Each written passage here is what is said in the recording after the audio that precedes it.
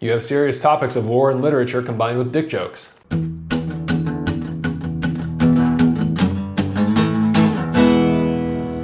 than food, man. Good morning, everyone. Welcome to Better Than Food Book Reviews. I'm your host, Cliff Sargent. How y'all doing? Great to see you as always. 50,000 subs. Thanks, everyone. Really appreciate it. That's great. Thank you. Also, just real quick, regarding that last video, the review of Machado de Assis. Wow. So, that's new. Hello, Brazil. It's very nice to meet you. You seem incredibly well read. Tashiana, if that was you who sent everybody my way, thank you so much. That is insane. Those numbers are staggering. I've never gotten any kind of traction on a video like that. That's literally, I think that's more than 10 times the usual views, thumbs up, everything. Just interaction in general. It's crazy.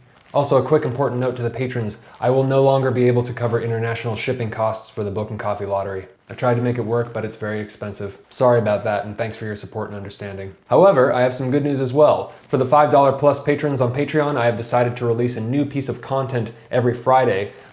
Something that was inspired by Tim Ferriss's 5 Bullet Friday, where he sends you just like a list of the stuff he's interested in or using at the time. And I decided to give you information like what's in the pipeline for book reviews and film reviews, as well as other things that I've enjoyed recently. You know, whether it's music or articles or documentaries on YouTube or whatever. Just things that I'm interested in and obsessed with right at this moment. And I'm just going to include, you know, the categories won't be static. They'll kind of change, you know, it's like, all kinds of shit, you know, so it'll be different every Friday. There will be some things that are consistent, like, you know, which books are coming up, but I will be adding interesting things, interesting categories and stuff. So if you'd like to get on that, you can head over to patreon.com and donate $5 or more per video, and I really appreciate it. Thank you. So for today, let's talk about a Colombian author. Today, I'm going to discuss Necropolis by Santiago Gamboa.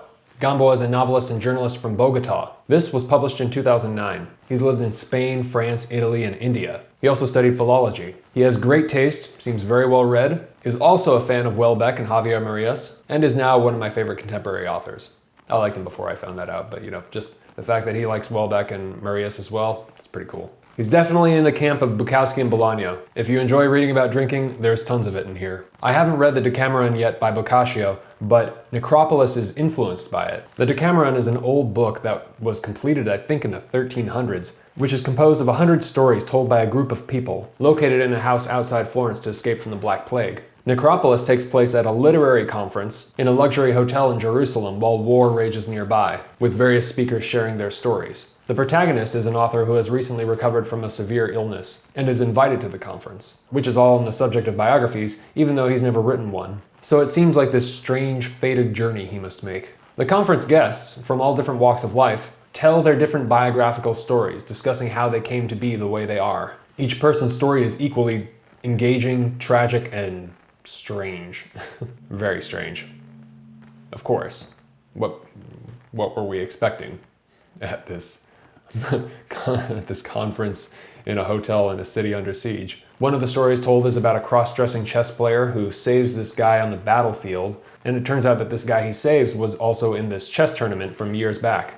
Another is the story of a Colombian man getting revenge on the people in his hometown who destroyed his life by handing him over to the cartel, or whichever gang is imposing violence on the town. That's an amazing story, especially the part of how he escapes. I loved it. I won't spoil that part. That was just so great. And another is the story of Sabina Verdivelli, an ultra-successful Italian mega porn star who creates a kind of socialist pornography, or socialist leaning.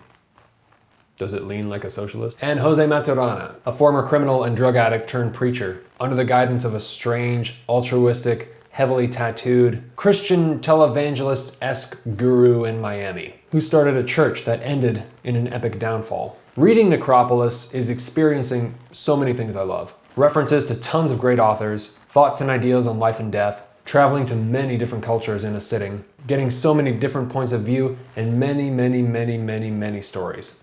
It's all about the stories and characters for Gamboa. He loves to tell stories, and he has an enviable skill for it. It seems that with all these stories, Gamboa is trying to tell us that no matter which situation or city we've been born in, thrive or suffer in, we're all just trying to figure this shit out. To dodge the mortars, metaphorically, or in this case, not. To try and understand ourselves and each other, and deal with the difficult truth that God, whatever that means to you, unexpectedly gives and unexpectedly takes away, like a character says in the book. He also loves literature, and half the fun of reading this is seeing all his references. There are many outrageous moments in the book that I could read to you, but I won't embarrass you. I feel that those will be more enjoyed on your own. I thought one of the funniest things in the book was when he tells you how literary conferences really go. He's talking about the last part of a literary conference when all the writers are blowing smoke up each other's ass. On the last day, the historic achievements of the conference are proclaimed, both from a libertarian point of view and in generating pure concepts and ideas. And a great final binge is held at which everyone swears friendship and respect, and at which traditionally, in spite of the fact that each person knows that he is the best, everyone praises everyone else, saying things like this: "You're the greatest living storyteller since Cervantes, or Borges, or the best poet since Cesar Vallejo." To which the other replies, "Oh no, don't exaggerate, that's going a little bit too far." They exchange quotations from books and raise their glasses, and usually, by the time dawn breaks, there are already 2 and even 3 Nobel Prize winners at each table, depending on the amount of alcohol they've imbibed, including some who swear they'll refuse it if it's offered to them because it's a disgrace that they never gave it to Borges, which means it's worthless. All these vows made on a great tide of whiskey before they rush to the bathroom to throw up. Of course he's a fan of Welbeck, right? The book shows how literature, words, can be both powerful but also powerless in the face of real violence and catastrophe. It seems very important to Gamboa that these ideas found in the book are communicated, understood, without being too literary. In an interview, Gamboa said, "Necropolis belongs to an idea of literature, a very simple and easy idea. For me, the most interesting thing in the novel are the characters, more than the stories or the plot. To write a novel is to find someone who is able to tell me something which is comprehensible and which helps me to understand life better. My writing at the end is only that." It's not a delicate book. While there's plenty of humor, there are very dark moments. It's a great balance. Later in that same interview, he says, when you start to see the world in a wider perspective, it's very hard not to be pessimistic. Unfortunately, I agree. Again, there are tons of references to literature and authors, plenty of whom I've reviewed on this channel, and those who have read them, like yourselves, or some of them, at least a few, are going to be the ones who get the most out of this book. It makes me think he's writing it for folks like you and I. It's a blend of high and lowbrow humor. At times I laughed, and then at others came pretty close to tears. And sometimes I was just grossed out, which just, adds this Bukowskian element to the whole thing. The gritty, gross, crude, crass quality, the crude, crass humor of Bukowski and shit like that. Like he's never taken himself too seriously. He's writing about very serious stuff, and he respects it. He respects what he's writing about. But he never is above, making some sort of dick joke, which is funny.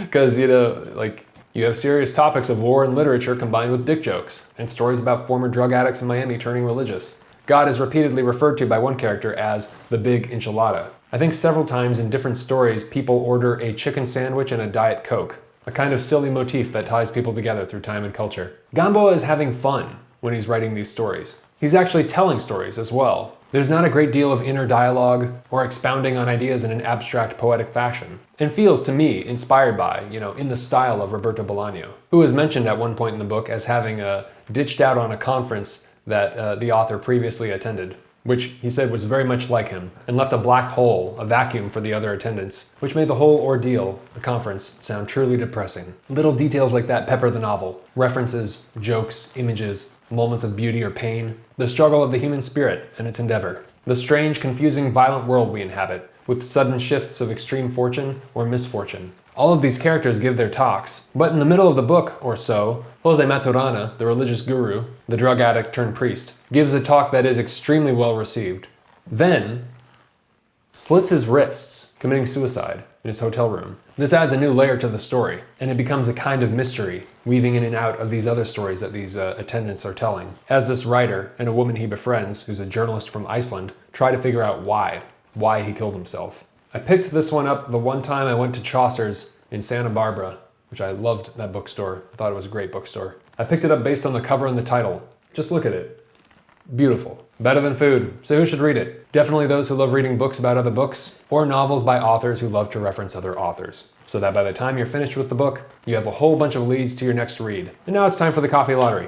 The coffee lottery, for those of you who are new, is where I take all the names of the patrons on Patreon who have donated $5 or more per video. I place their names in this mason jar and I send whoever's name I pull out a copy of the book that I'm reviewing, plus a bag of coffee roasted by yours truly. If you would like to get in on that, you can head over to patreon.com/booksarbetterthanfood and donate $5 or more per video. I sincerely appreciate it. Like I said before, now I'm going to be sending out the Better Than Friday document with all the stuff I'm interested in currently every Friday. If you donate $1 or more, you'll be able to get access to the patron-only reviews. Thanks to all the patrons and best of luck to you. Okay, here we go.